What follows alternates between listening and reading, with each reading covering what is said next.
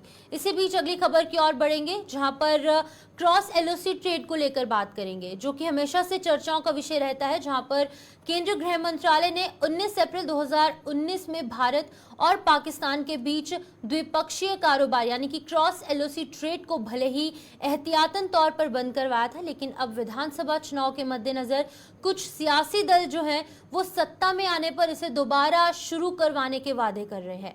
इस कारोबार के जरिए देशद्रोही तत्वों को फंडिंग की आशंका के चलते गृह मंत्रालय ने इस पर बैन लगाया था, लेकिन अब वोटों की खातिर कुछ सियासी दल इसे शुरू करवाने को लेकर अपनी घोषणा पत्रों में शामिल कर चुके हैं। यानी कि जो उनके इलेक्शन मैनिफेस्टोज हैं उनमें क्रॉस एलओसी ट्रेड जो है वो यहाँ पर टॉप प्रायोरिटी पर रखा गया है और ये कहा जा रहा है कि क्रॉस एलओसी ट्रेड जो है वो एक बार फिर से शुरू किया जाएगा। सियासी दलों के ऐसे वादों पर क्या रुख है जम्मू की जनता का, उस पर भी हम जानकारी लेंगे, लेकिन पहले आपको बता दें कि लगातार अफवाहों का बाजार गर्म होता नजर आ रहा है। लोगों का क्या कुछ इस पर सुझाव है वो भी जानने की कोशिश करेंगे। तो एक बार फिर से हमारे साथ वरिष्ठ पत्रकार विनोद कुमार ज्वाइन किए हुए हैं। विनोद जी, आपसे जानना चाहूंगी, जिस तरीके से 2019 में ये बंद किया गया था क्रॉस एलओसी ट्रेड, अब ये बताएगा कि कुछ सियासी जमातें जो हैं वो इसका फेवर करते नजर आ रहे हैं, इस पर क्या कुछ कहना चाहेंगे आप सबसे पहले?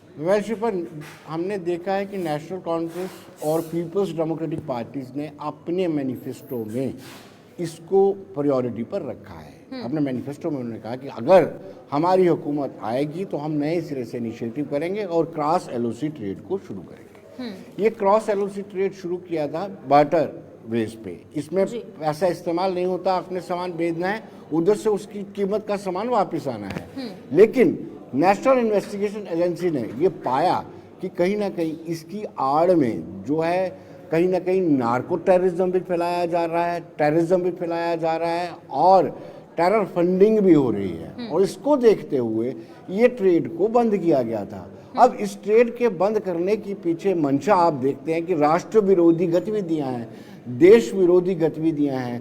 और क्या ये सियासी जमातें ये चाहती हैं कि दोबारा से क्रॉस एलओसी ट्रेड शुरू हो और दोबारा से टेरर फंडिंग हो, दोबारा से नार्को टेररिज्म बढ़े? ये सोचने की बात है। और मुझे लगता है कि मैनिफेस्टो को देखने वाले, पढ़ने वाले इस बात को ज़रूर ध्यान रखेंगे कि इसमें नेशनल इन्वेस्टिगेशन एजेंसी ने पूरी तरह से पाया है कि ये बिल्कुल ही इसमें टेरर फंडिंग होती रही है।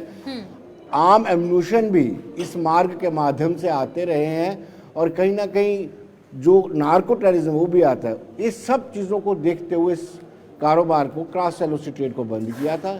क्यों ये जमातें हिमायत कर रही है, समझ से बाहर। विनोद जी, मैं ये जानना चाहूँगी, क्योंकि जिस तरीके से कहा गया था कि एंटी नेशनलिस्ट एक्टिविटीज़ हो रही हैं क्रॉस एलओसी ट्रेड के चलते, लेकिन काफ़ी लोग इससे जुड़े हुए हैं, काफ़ी लोगों को इसका अफेक्ट भी हुआ है, क्योंकि ये ट्रेड बंद हुआ जब 2019 के बाद, तो लोगों को काफ़ी ज़्यादा मुश्किलों का सामना करना पड़ा, क्योंकि उनकी रोज़ी रोटी इससे चलती थी। अब क्या कुछ लगता है कि उनकी रोज़ी रोटी क्योंकि बंद हो चुकी है, क्या कुछ स्टेप्स प्रशासन को उठाने की ज़रूरत है ताकि ये ट्रेड फिर से शुरू हो सके और वहीं पर जो एंटी नेशनलिस्ट एक्टिविटीज़ हो थी वो भी ना हो? देखिए शिवपन, अभी तो सरकार ने ये कड़ा फैसला लिया है और ये रिकमेंडेशन गृह मंत्रालय की है। नेशनल इन्वेस्टिगेशन एजेंसी ने ये फैसला लिया था कि ट्रेड बंद होना चाहिए। और इससे पहले जब क्रॉस एलओसी ट्रेड नहीं था तो क्या वो ट्रेडर अपने परिवार को नहीं पाल पा रहे थे?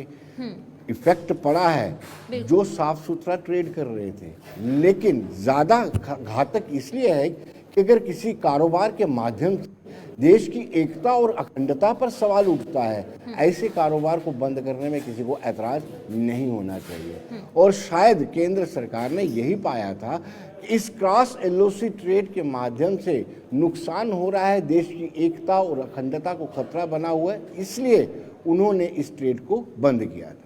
क्या लगता है विनोद जी आपको कि जिस तरीके से इलेक्शन मैनिफेस्टो के इंपॉर्टेंट पॉइंट्स में ये चीज़ मेंशन की गई है कि क्रॉस एलओसी ट्रेड जो है वो शुरू किया जाएगा, क्या लगता है लोग इसकी हिमायत करते नजर आएंगे या फिर इसको अपोज करते नजर आएंगे? देखिए, हो सकता है एक छोटा सा चंक या कुछ लोग जो कश्मीर बेस्ड पॉलिटिकल पार्टी से अपनी इत्तेफाक रखते हों वो इसका समर्थन करें।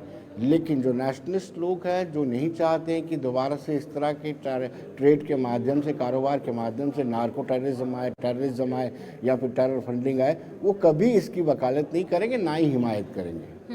ठीक है विनोद जी, बहुत बहुत शुक्रिया तमाम जानकारी देने